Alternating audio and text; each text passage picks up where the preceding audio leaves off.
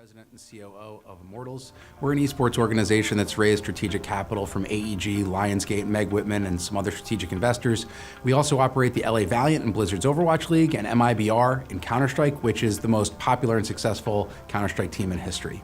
We first met with Immersive and the team last year and immediately were blown away by their competence and capability and thought that some of their ideas, if executed, would be powerful and game-changing for the esports industry. Immersive is tackling a massive problem in our industry, perhaps the most challenging problem for the fan experience, and that is how do fans connect with their favorite teams and to their favorite titles and follow teams and tournaments through these complex and evolving league ecosystems. Of course, each esports title is different, so if you're a fan of multiple teams or multiple games, you really have a challenge in understanding what team is playing where, when, what's more important, less important.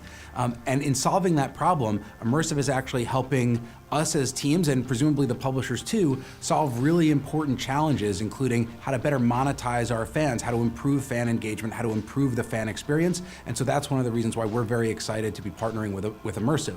I should note, by the way, that we're not only a launch partner of Immersive, we're also an advisor. And it's been a privilege and a pleasure to work with the team at Immersive as they've honed their specific product, as they've kind of narrowed in on the problem they're trying to solve. And we are very, very excited about the launch of this product and think, as I said, that it has a chance to be game-changing for the industry. With that, please welcome Jason Simmons, CEO and co-founder of Immersive Systems.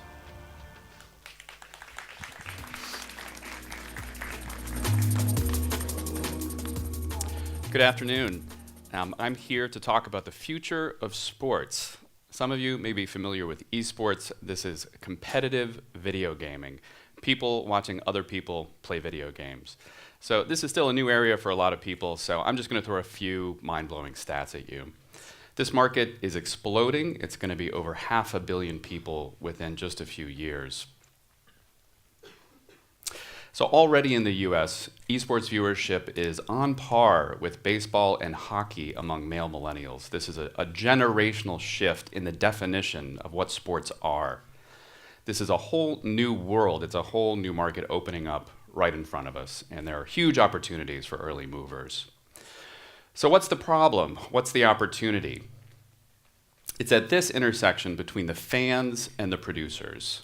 So if you're a fan, you're probably going to Twitch to watch the streams of the competitions that your teams are playing in. Twitch has lots and lots of streams. But the information that you need as a sports fan, the schedules, the results, the tournament brackets, the stats, the content that you want, like player interviews and journalism, these are all scattered around 6 different Web 1.0 kind of sites around the internet. The fan is working hard to piece together the narrative of their favorite teams and players. On the producer side, if you're a tournament or you're a team, your challenges are really around growing and nurturing a fan base and monetizing them. This is the challenge that everyone in this space is currently trying to crack, B2C. How do we get the fans to pay directly? So between fan pain and producer pain, we have an opportunity for a new kind of esports interactive media and social platform, one that brings together a superior user experience, a dramatically better user experience and user interfaces, and a new esports architecture for the aggregation and distribution of content, bringing together all the essential elements of the sports fan experience, while reaching that fan on all of their devices and offering new monetization options to those tournaments, to those teams, like subscriptions and virtual goods. So our inspiration for an interactive esports media platform is not ESPN.com or linear television, but games themselves. Gamers have grown up with rich graphics, deep interactivity, and that's what Immersive offers them.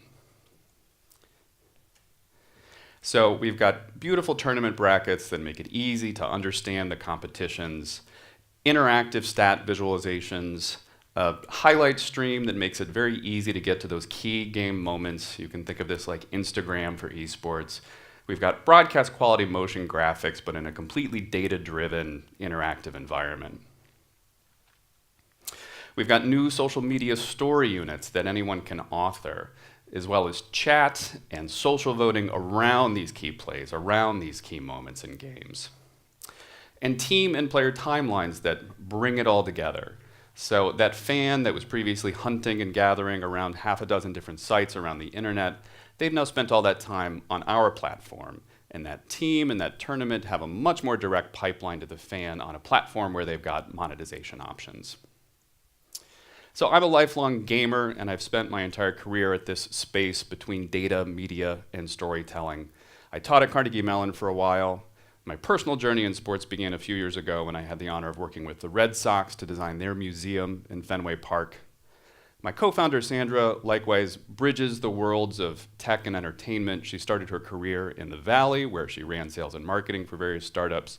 She moved to Hollywood, where she became a feature film producer, produced comedy festivals, and she's also an obsessive Philadelphia sports fan.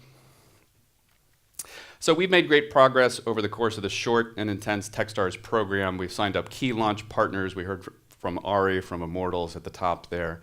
This is one of the prominent esports ownership groups in the US. ESL, based in Europe, is the largest and oldest esports tournament organizer in the world.